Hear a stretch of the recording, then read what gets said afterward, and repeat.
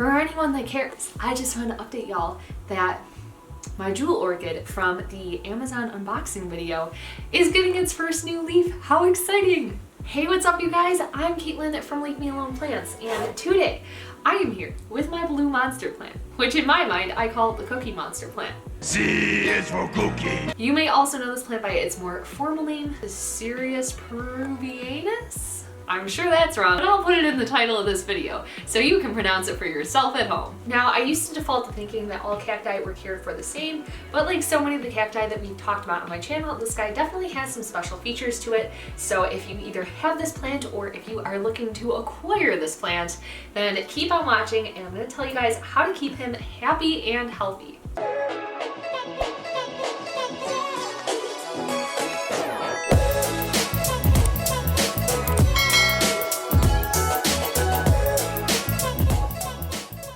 Now, I don't know about you guys, but to me, these plants literally look like a work of fine art. I think they are so cool looking. The first time that I ever saw one in person, I was like, I have to have that. Side note, if I had merch on this channel, I feel like it would be a shirt that just said, I have to have that. I feel like that's what I say about every plant that I show you guys. But back to the cactus. So these guys are actually native to Brazil. Funny enough, I actually many moons ago filmed a care video for a blue torch cactus, and I ended up scrapping it because it was just like, for some reason, super awkward and like, I don't know, I just seemed really weird in that video. But if you're familiar with the care of those guys, it's going to be really similar to this one, and they grow in kind of the same region. So yeah, I guess Brazil just has the monopoly on cool blue cacti. So starting off with the most basic for cacti, which is light. Now this guy would probably be what you expect, which is that he likes a bright light. Probably hear me say this all the time on my channel. Oh my god, here in Arizona, most plants can't handle our bright direct light. Well, it turns out this guy actually can. He is one of the very few plants that I let him get a bunch of direct light, and he doesn't seem to mind it. In fact, he kind of seems to like it. So yeah, if you live somewhere like here, don't be scared to really bump up that light for him. Put him in your brightest spot, and they really will thrive. I know a ton of people grow these in the ground here, and that works super well for them. And conversely, if you live somewhere like my old hometown, Buffalo, New York, where it is doom and gloom and dark every day of the year essentially, then you may want to opt for putting a grow light on this guy, or really just like emphasizing him to be in the sunniest part of your home if you want to see him do really well. Now again, personally for me, I have found this guy to be pretty slow grower. I think really only this top notch up here is the only area that I've seen him grow since I've gotten him, which, you know, is fine. I have conversely heard people who grow these in the ground say that they grow really fast for them, which of course makes sense. To be fair, I do think that this guy is probably ready for a bigger sized pot. They do have pretty substantial root systems. So that kind of brings us into watering. Again, like most cacti, it's basically just going to want to get watered when it's completely dried out. As you likely hear me say all the time on this channel, I am an underwater, so I basically water this guy once in a blue moon when I remember to.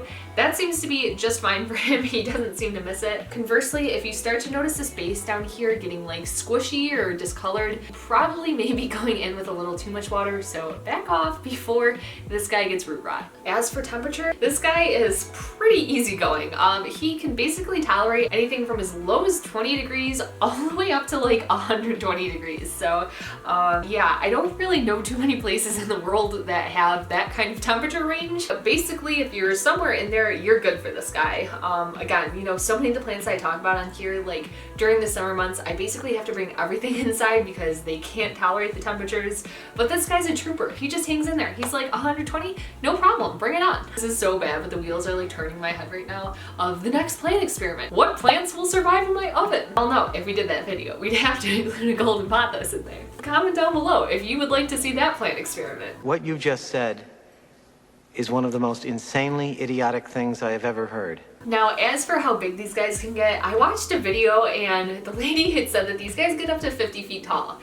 I don't know if I'm buying that. That sounds really tall for a cactus. They are tree cactus, so they definitely can get big. I read online more in the range of like 10 to 20 feet.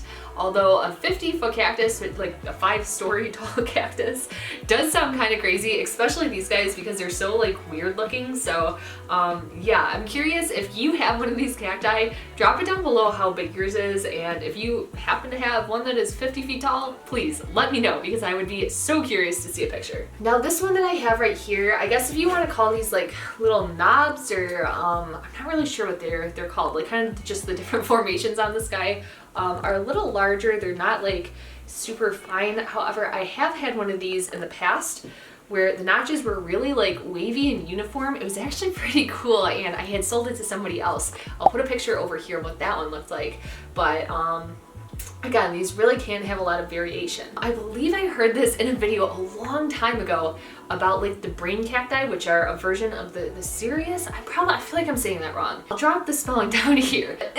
Cactus. Those type of cactus, what I've actually heard is that they're like a mutated version of an apple cactus, and basically once it mutates, it starts forming these like weird kind of twists and nooks on the cactus. I'm not sure if that's accurate or not, but I swear I heard that in a video a long time ago.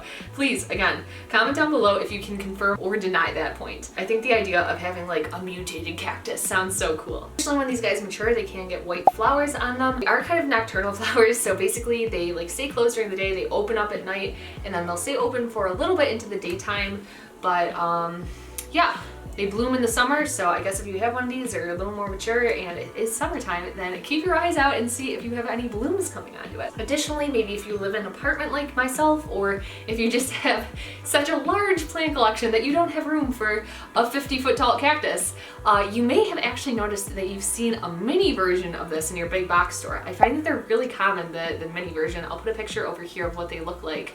But they're basically like, if you took this and held the shift key on your computer and like shrunk it down, they basically look exactly the same. They're just kind of like more knobby and more like bumpy looking.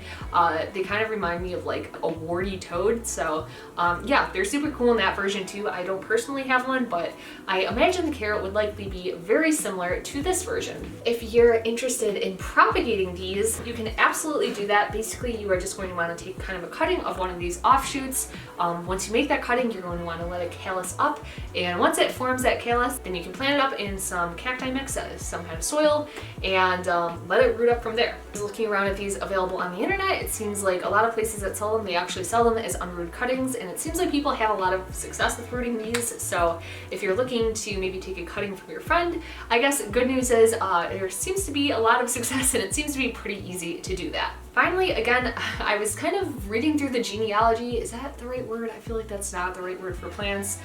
Basically, like the relations of cacti to this one, they are related to the apple cactus. They actually can grow fruit on them. Now, again, that seems to only happen in pretty mature plants. I haven't read too many people having success doing that, like when they're grown indoors in a container setting, but they can grow them. I believe that they're called Peruvian apples, and basically if you cut into them, they look like a dragon fruit inside.